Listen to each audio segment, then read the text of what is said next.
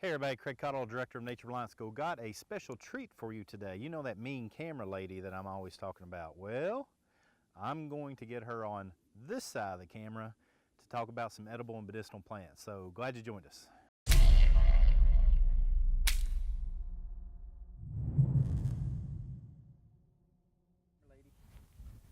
So this is my wife Jennifer. She is what I sometimes refer to as the mean camera lady, but she's actually the eating weeds expert around our house. And so when we teach outdoor survival classes, Jennifer always comes out and takes everybody through the edible and medicinal plants portion.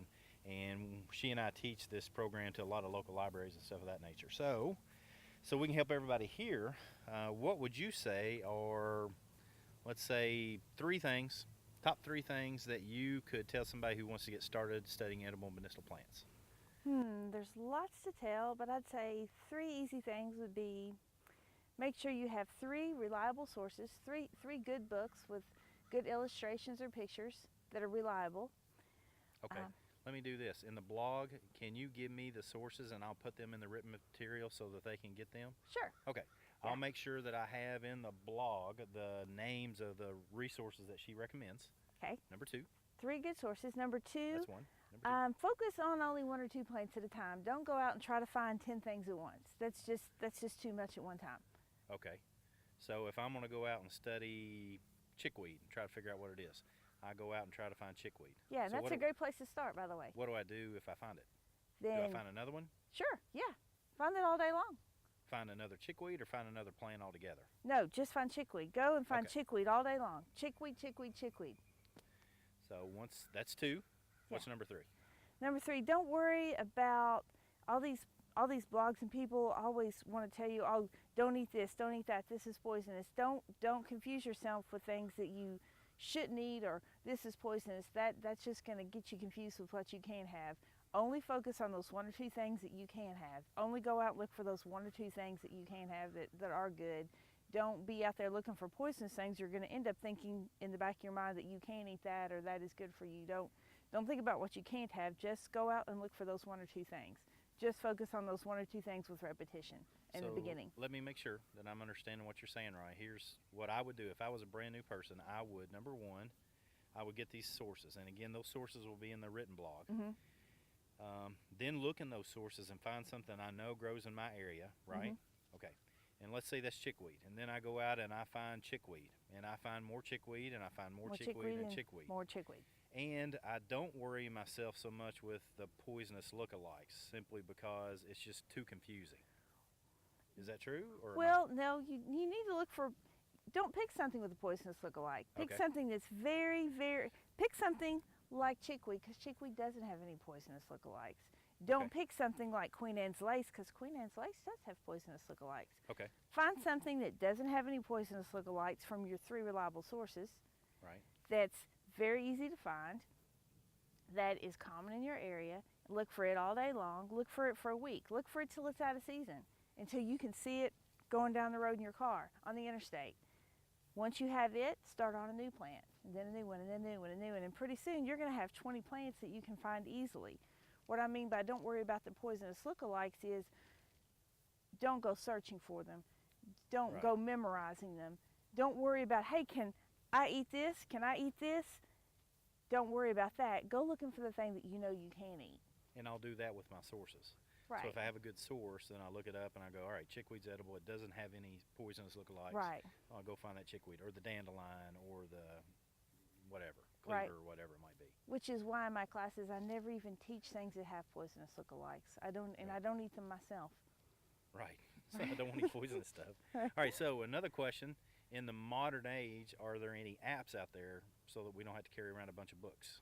Actually, yeah. Steve Brill has a wonderful app. And how do you spell Brill? B-R-I-L-L. Steve Brill. He's a fantastic book, and he has a fantastic app, right?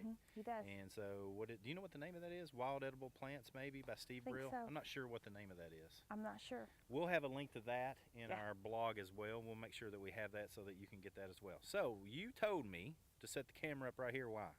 Because there's some right here. Oh, what we're going to do, we'll make sure, I actually knew that, but what we're going to do is we're going to get right here, back the camera out. I'm going to have her show you how easy it is to pick up 4 or 5 edible plants in one spot, including chickweed. And we'll be right back. Thanks for joining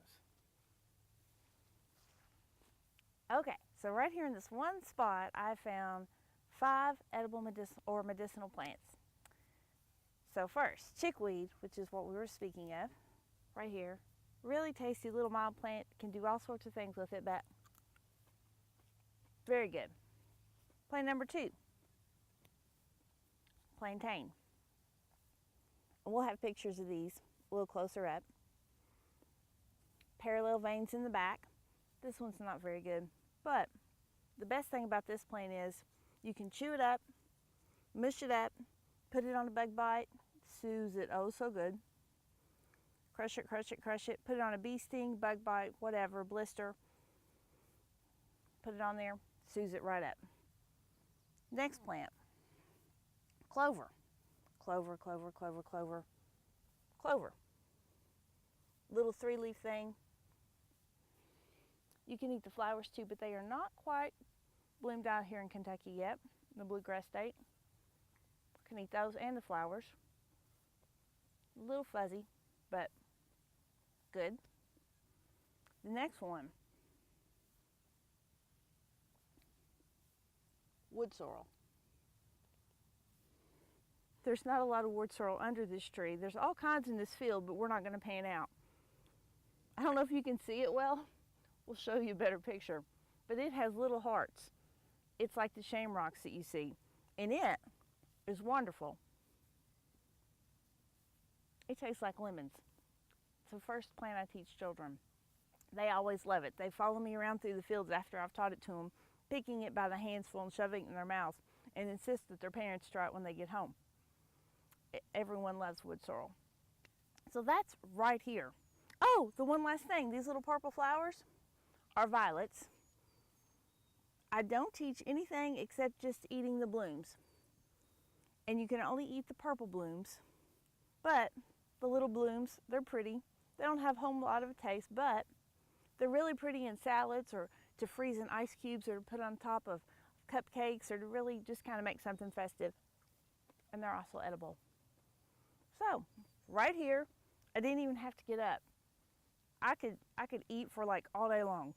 Nearly everything in front of me is edible almost. So, anyway, it's fun, easy to learn, and you can amaze your friends. So, as Craig usually says, come on, join in and let's learn together. Bye.